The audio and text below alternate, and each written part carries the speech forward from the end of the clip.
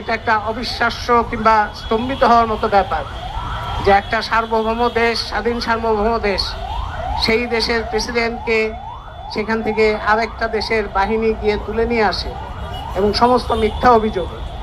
যেমন তারা বলছে তারা গণতন্ত্র, মানবাধিকার কিংবা মাদুরো হচ্ছে স্বৈর শাসক ইত্যাদি, কিন্তু স্বৈর শাসকদের প্রতি কি মার্কিন সাম্রাজ্যবাদের কোনো ধরনের এরকম ঘটনা আছে, এরকম দৃষ্টান্ত আছে যে কোনো স্বৈর শাসককে তারা অপছন্দ করে? নাই।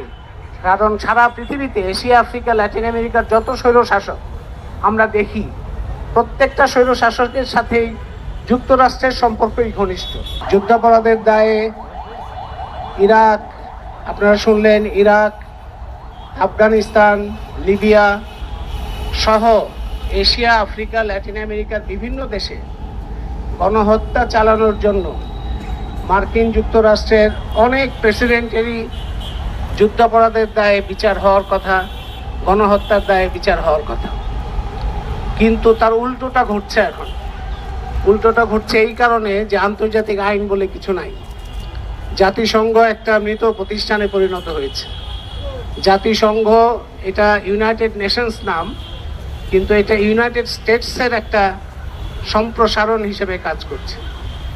আজকে ভেনেজুয়েলার উপরে যুক্তরাষ্ট্রের এত রাগের কারণ কি? রাগের কারণ হচ্ছে ভেনেজুয়েলা একটা স্বাধীন জনপন্থী রাজনীতি, অর্থনীতি নিয়ে দাঁড়ানোর চেষ্টা করেছিল।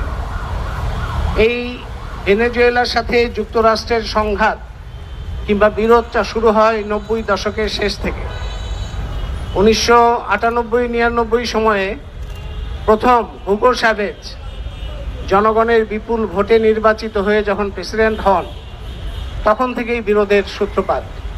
কারণ তার আগ পর্যন্ত ভেনেজুয়েলায় দুই পার্টি, বাংলাদেশের মতো দুই পার্টি পালাক্রমে ক্ষমতায় আসতো, কিন্তু ভেনেজুয়েলায় যে তেল সম্পদ, সেই তেল সম্পদের উপরে পরিপূর্ণ কর্তৃত্ব ছিল মার্কিন কোম্পানি।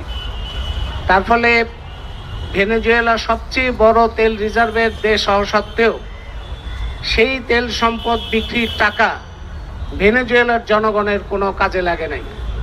বিপুল দারিদ্র্য ছিল সেখানে, বৈষম্য ছিল ব্যাপক, এবং একটা ধনিক শ্রেণী সেখানে খুবই বড় আকারের সম্পদ কেন্দ্রীভূত করে একটা ধনিক শ্রেণী গড়ে উঠেছিল সেখানে।